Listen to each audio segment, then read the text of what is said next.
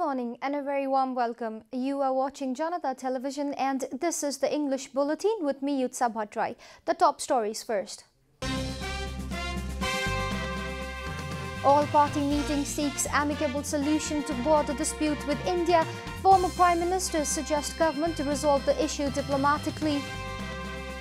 Prime Minister Oli tells all his office staffers to resign. A finance minister and some other ministers likely to be axed. Chitwan's banana farmers facing the ire of Panama disease. Experts suggest replacing infected banana plants. India's Supreme Court rules in favor of Hindus in Ayodhya case, allows rebuilding of temple at the birthplace of Lord Ram. And Leicester City defeat Arsenal, Chelsea win 6 games in a row.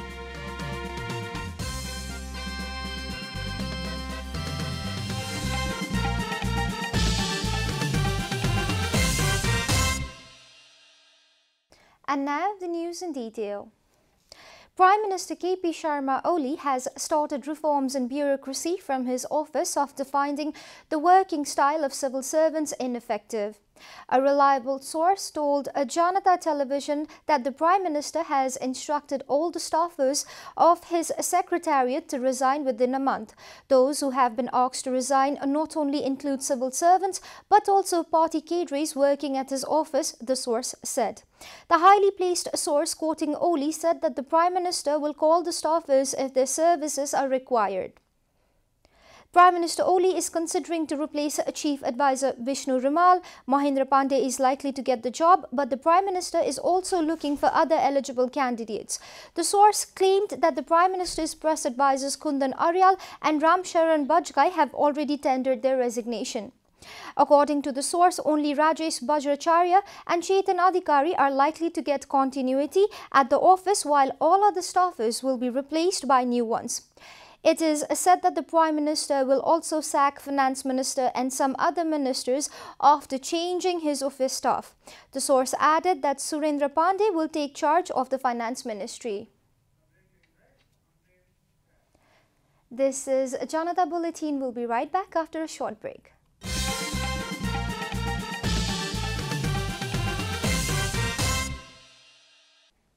Welcome back after the break. We continue with other national news. The President of Bangladesh, Mohammad Abdul Hamid, will pay a goodwill visit to Nepal at the invitation of President Vidya Devi Bhandari. President Hamid will arrive in Kathmandu this Tuesday and will be in Nepal till Friday. The Ministry of Foreign Affairs confirmed that President Hamid is scheduled to meet President Bhandari during the visit. The ministry has also stated that the President Bhandari will be hosting a banquet in honor of President Hamid and his delegation.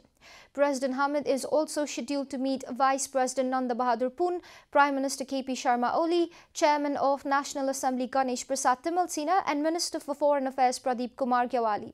Other senior leaders of different political parties are also expected to meet President Hamid during his 4 days visit.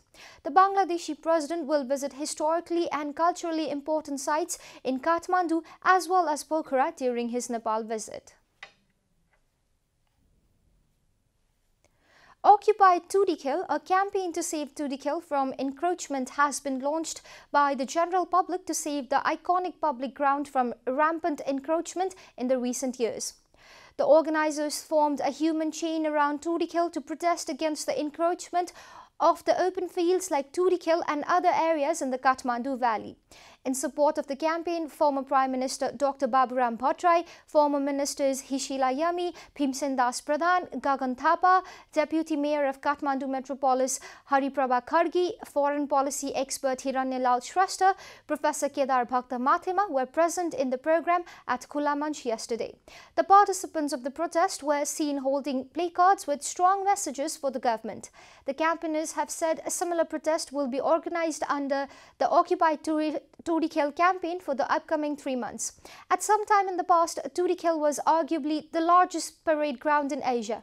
Khula Manch, or the open theatre, a small portion of Tudikal to the north, had been turned into public gathering place. But the area is shrinking as it has been encroached upon one pretext of another. Other sections of Tudikal have been converted into bus parking lots, and have also been occupied by illegal street vendors. The Occupy Tudikal campaign has come into being after the future of the largest open ground in Nepal has come under serious threat. The Chinese company signed to complete the remaining works at the much-awaited Melamchi water supply project has started its work on war footing. The company has claimed that it would release water till Sundarijal within the current fiscal year, even if it has to conduct its work in double shifts. A report. The recent visit of a delegation of the Development and Technology Committee of the Federal Parliament to the project site on November 7 and 8 has raised the hopes of Melamchi's water reaching the Kathmandu Valley soon. The fate of the project was hanging in the balance after the previous contractor, CMC Di Ravenna from Italy, unilaterally left the project last December. But the hopes of the project getting completed has once again revitalized after Chinese contractor Sino Hydro Corporation started the work. So now we arranged two shifts for this tunnel work in the downstream. Later we arranged two teams only for chemical work in the downstream. And upstream, we also will arrange two teams for the hydraulic work. Stakeholders say there isn't any doubt that the project will be completed within 6 months after the announcement by the company. हामी आयोजना जति सक्दो छिटो काठमाडौँ लगेर काठमाडौँवासीको चाहिँ त्यो तृष्णा मेटियोस् भन्ने चाहना राख्छौं तर हाम्रो पुराना समस्याहरू जति सक्दो छिटो समाधान होस् भन्ने कुरा हामी माग गर्न चाहन्छौं. Meanwhile, the locals of Sindhupalchok have demanded a share in the royalty if the water from their area is to be taken to Kathmandu. They have also demanded water taps in every household. The elected representatives of Melamchi, Sindhu and Helambu have warned that they would obstruct the flow of water if their demands are not addressed. मेलम्चीको पानी काठमाडौँ गए पछाडी त्यसको 25% royalty चाहिँ स्थानीय तहले पाउनुपर्ने हुन्छ. 25% प्रादेशिक तहले र 50% केन्द्रीय सरकारले प्राप्त गर्छ. र त्यो पानी भने त तपाईको काठमाडौँ गएपछि त त्यो सित्तैमा त बाँड्दैन. Minister of Water Supply Bina Magar assured the locals during the inspection visit to Melamchi that the government was serious to address their demands. हामी पनि यही सडक आयौं तपाईहरु पनि त्यही सडक आउनुभयो केही सडकको अवस्था निकै कठिन युक्त छ तसर्थ हामीले यो भन्दा अगाडि पनि आउनु भन्दा अगाडि पनि भौतिक मन्त्रालयको सडक विभागसँग बसेर कुरा गरेका छौं सडक विभागले तत्परताका साथ यो सडकलाई व्यवस्थापन गर्ने सन्दर्भमा गम्भीरताका साथ ध्यान केन्द्रित गर्नुभएको छ. Chairperson of the Development and Technology Committee of the Lower House, Kalyani Khadka, also said that the committee would take initiative for the government to address the locals' demands. The Italian company is yet to pay around rupees 1.66 billion to the local subcontractors and suppliers.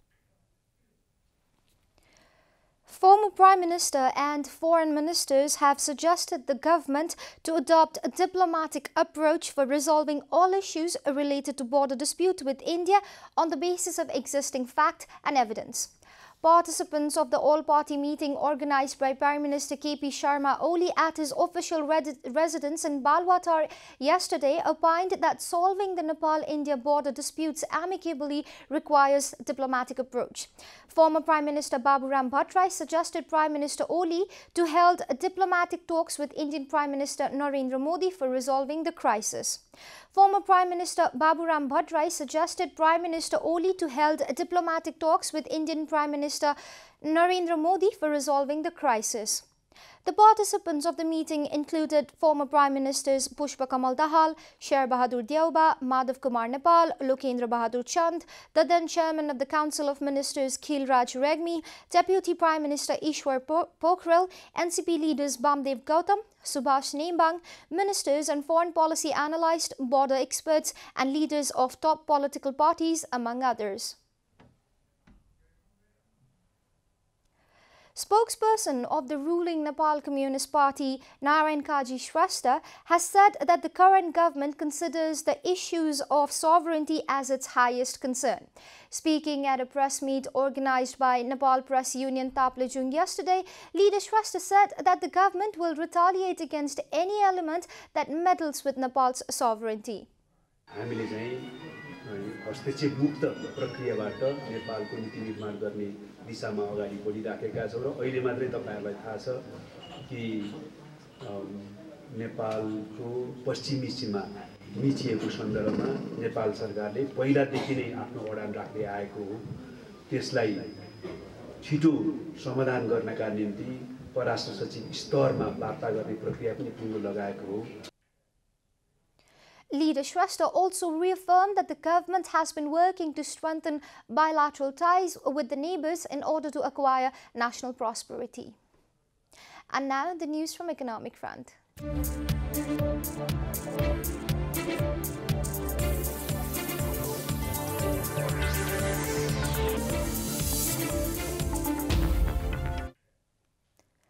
Experts have recommended replacing an entire lot of banana plants infected with the Panama disease. The team of agricultural experts have recommended the farmers of Chitwan to discard the current harvest and replace them with new ones, as it takes at least 2 to 3 years to confront the spread of the Panama disease. The agrotechnologists have attributed the loss of disease-fighting ability of the soil to the overuse of chemical fertilizers, pesticides and insecticides. The banana plant has been more susceptible to this fungal disease than any other plant. The commercial farming of banana has been supported by all 3 levels of the government, but the resilience of the fungus has rendered the harvest completely unfit for consumption.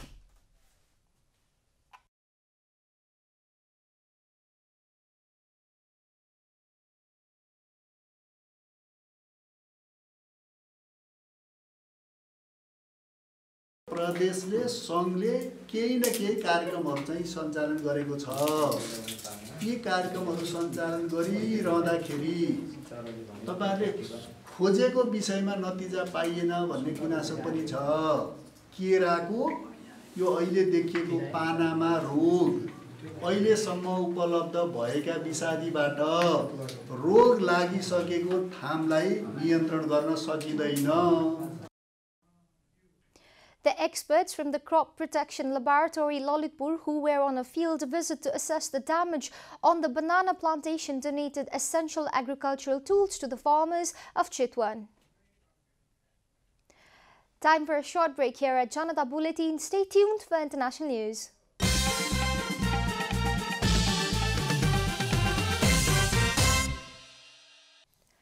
Welcome back, and now the international news.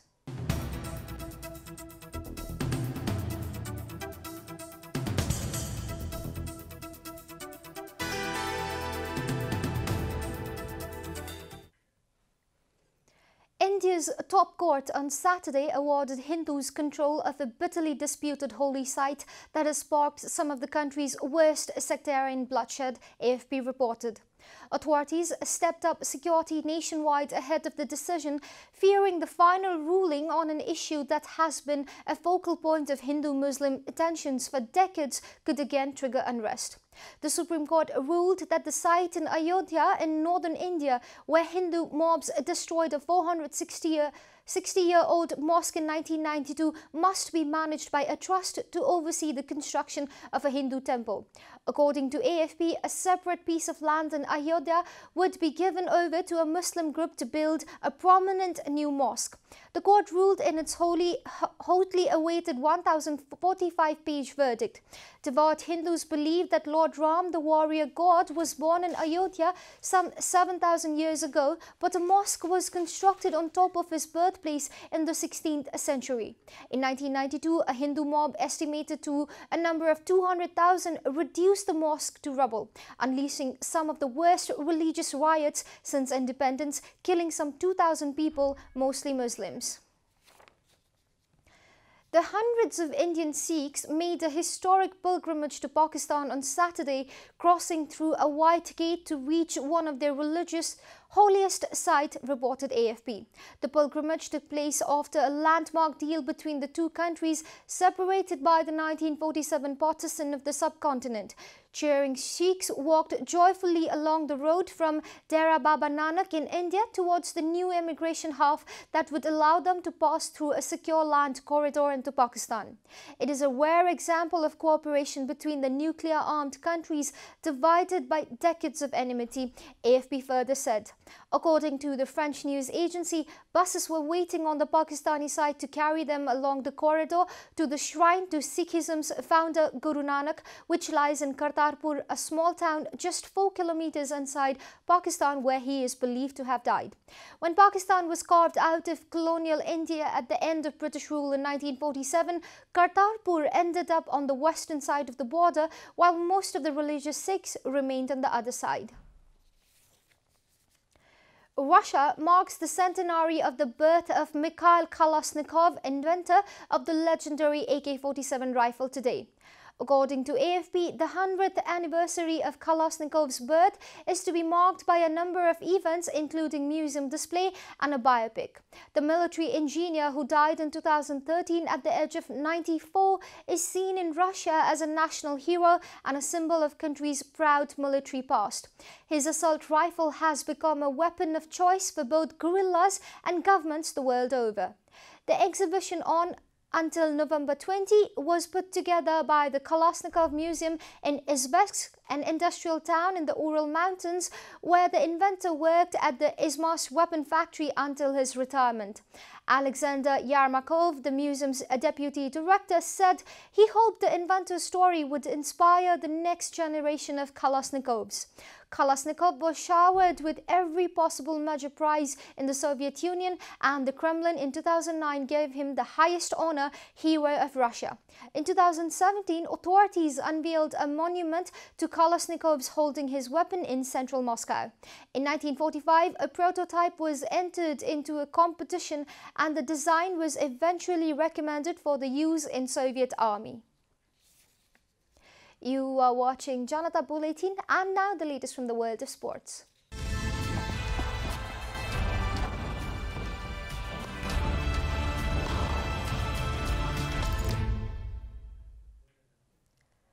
Leicester City and Chelsea FC, both teams produced solid wins to leapfrog holders Manchester City in the Premier League table. 2 second-half goals from Jamie Vardy and James Maddison helped Leicester City defeat Arsenal 2-0. The win takes Leicester to the second spot in the Premier League table. Under fire, Arsenal coach Unai Emery called for patience from the Arsenal's faithfuls, but is under immense pressure to turn around the season for the Gunners. In another match, Chelsea won 6 games in a row as they defeated Crystal Palace 2-0. English striker Tammy Abraham reached double figures for the season as he scored in the 52nd minute. American star Christian Pulisic scored the second goal to seal the match for the Blues. The win takes Chelsea to the 3rd position level on points with Leicester. Today, the Premier League game of the season will be played between holders Manchester City and league leaders Liverpool at Anfield. A win for the citizens will reduce Liverpool's lead at the top to 3 points, but a win for Liverpool will keep City in the 4th position and increase the gap to 6 points. Spanish giants Barcelona lead the La Liga table on the basis of goal difference as Lionel Messi scored a hat-trick against Celta Vigo. Messi scored 2 sublime free kicks in a hat-trick that included a penalty as Barcelona defeated Celta Vigo 4-1. With the win, Barcelona leads the La Liga table with a 2-point better goal difference against Real Madrid, who is also on 25 points. Madrid defeated Eibar by 4-0 as Karim Benzema scored a brace in the second half. With both the clubs on same points, the showdown in the La Liga season will be on December 15 when the two teams meet against each other in the first El Clasico of the season. We are at the end of Janata Bulletin, and the headlines once again. All-party meeting seeks amicable solutions to border dispute with India. Former Prime Minister suggests government to resolve the issues diplomatically. Prime Minister Oli tells all his office staffers to resign. Finance Minister and some other ministers likely to be axed. Chitwan's banana farmers facing ire of Panama disease. Experts suggest replacing infected banana plants. India's Supreme Court rules in favor of Hindus in Ayodhya case, allows rebuilding of temple at the birthplace of Lord Ram. And Leicester City defeat Arsenal, Chelsea wins 6 games in a row.